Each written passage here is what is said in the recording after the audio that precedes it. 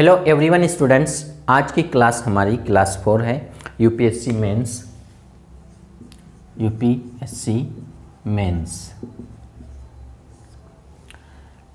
इससे पहली क्लास में हमने इंडियन पॉलिटी इस सब्जेक्ट के बारे में देखा था, लेकिन कुछ कमेंट्स आए हैं। सभी स्टूडेंट्स ने कहा है कि GS1 की तैयारी कैसे करें और उसके लिए कौन कौन सी बुक्स रेफ़र करें।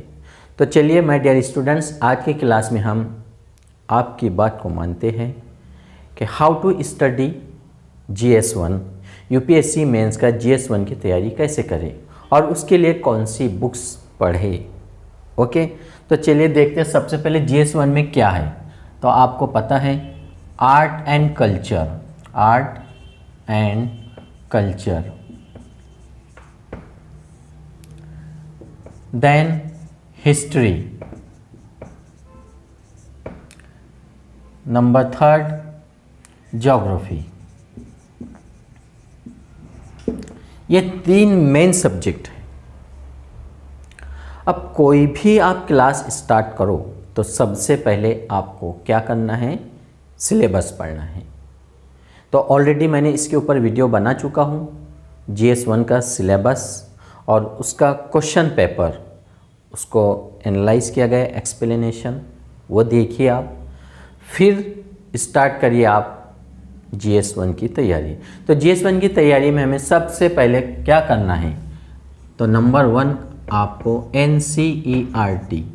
अब NCERT जो है आपको हिस्ट्री 6 to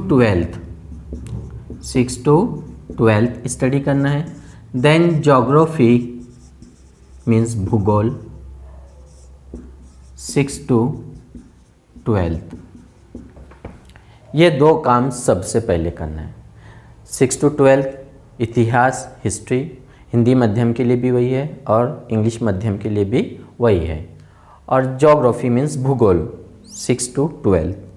और फर्स्ट रीडिंग, जब तक कि आपको 6 क्लास की NCERT समझ में ना आए तब तक 7 की स्टार्ट मत करो।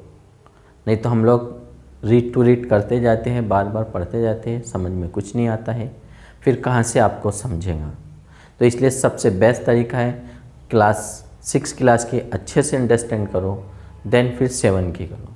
तो ऐसे 12 तक आपको इतिहास पढ़ना है और ऐसे ही आपको भूगोल मीन्स ज्योग्राफी पढ़ना है। अब अगर आपकी अच्छे तरह से रीडिंग हो गई है, फर्स्ट रीडिंग अच्छा समझ में आया, सेकंड रीडिंग भी समझ में आया, थर्ड रीडिंग में आपने नोट्स निकालना शुरू किया है।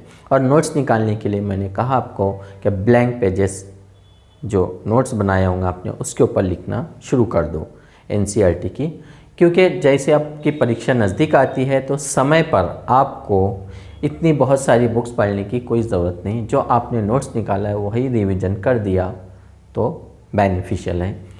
तो आप देखिए NCERT के आपने जो है नोट्स निकाला है, पढ़ा है, अच्छा समझ में आया है, आपको लगता है कि सिलेबस मैंने पढ़ा हूँ और क्वेश्चन पेपर को भी एनालाइज किया है, तो आप क्या करोगे।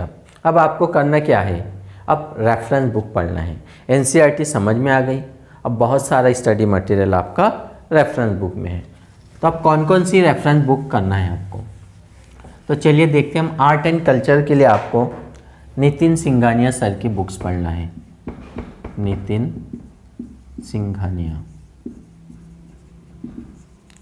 ये बुक्स को कंटेंट दिए हुए हैं, उसमें कंटेंट को टिक मार्क करिए और उन पॉइंट्स को अच्छे से बार बार पढ़ो और अपना कंसेप्ट क्लियर करो और लिखने की प्रैक्टिस करो। GS1 का क्वेश्चन पेपर देखो, आर्ट एंड कल्चर से कौन सा प्रश्न आया है और उसको सॉल्व करने की कोशिश करो। नंबर 2 एंशियंट हिस्ट्री, प्राचीन इतिहास, एंशियंट हिस्ट्री। इसके लिए आप RS शर्मा की बुक्स रेफ़र करिए, बहुत ज़बरदस्त बुक है, old NCERT। Then medieval India, मध्यकालीन Bharat, Satish Chandra, very good book, Satish Chandra, ये भी अच्छा बुक्स है। देन मॉडर्न इंडिया,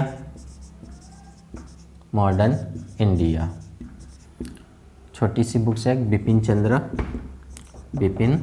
चंद्र।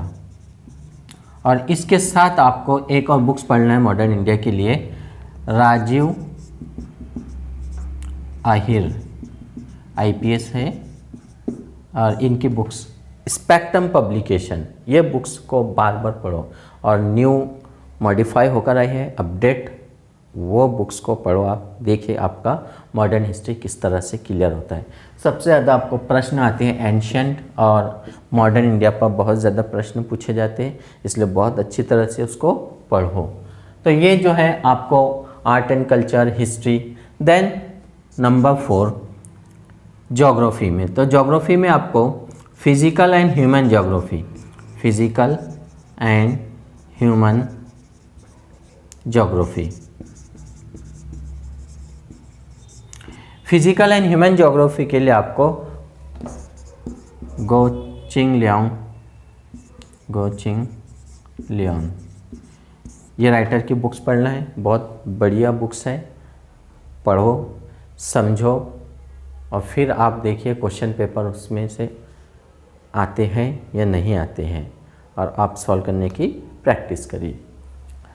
देन नंबर 5 आपको वर्ल्ड ज्योग्राफी पढ़ना है, वर्ल्ड ज्योग्राफी।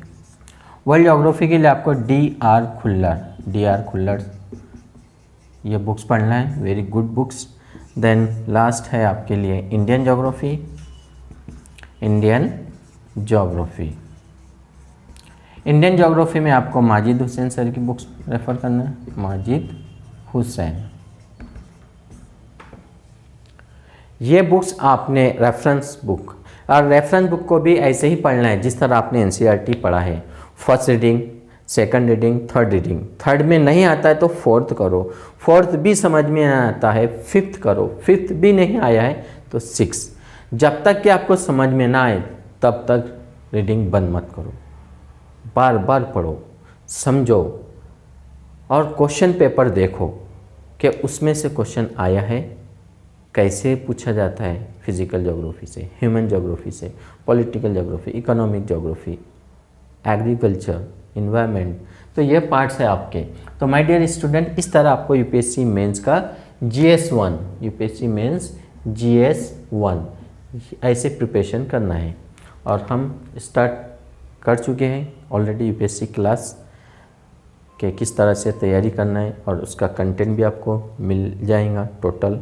तो इसलिए माय डियर स्टूडेंट्स, बनो IAS ऑफिसर और अपनी स्टडी में कंसिस्टेंसी लाओ, स्टॉप मत करो अपनी स्टडी को, कंटिन्यू 24 आवर्स में से जितना ज़्यादा आपके पास समय होता है वो समय ज़्यादा से ज़्यादा निकालो, फिर देखिए आप कैसे IAS नहीं बनते हैं।